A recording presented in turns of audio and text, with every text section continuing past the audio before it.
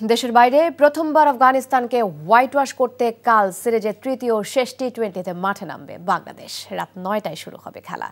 সংযুক্ত আরব আমিরাতে শারজাতে এক ম্যাচ বাকি থাকতে সংক্ষিপ্ত ফরম্যাটে সিরিজটি নিজেদের পক্ষে নিয়েছে বাংলাদেশ।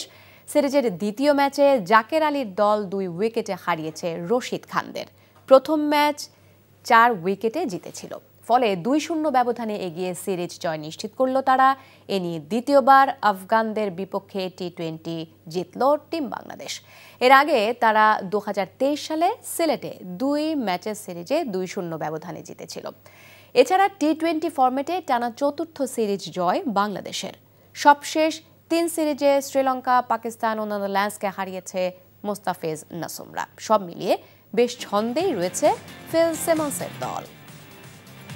বান্ডেল থাকলে প্রতি সেনমানিতে টাকা বাঁচবে। বিকাশ সেনমানি বান্ডেল কিনে জিতুন প্রতি লেনদেনে। এতদিন শুনছি চান্দে অমাবস্যা লাগে, আজকে দেখলাম শুরুতে অমাবস্যা লাগে।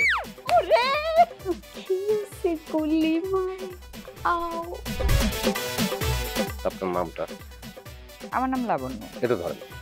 এইটা কি? চলে মানে আংটি। ভয় পেলে নাকি সিরিয়াস?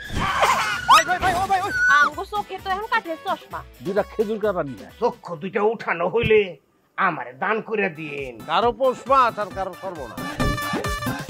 নাই রে নাই, আমার বাপে নাই। এই হারামজাদা, হাতে কি গ্রামের মাসে তোর আটকা জলিল কর। আমার ঘরে 3-3টা বউ এতিম হয়ে যেতাম। বস্তালা আবার ঢুকা। এই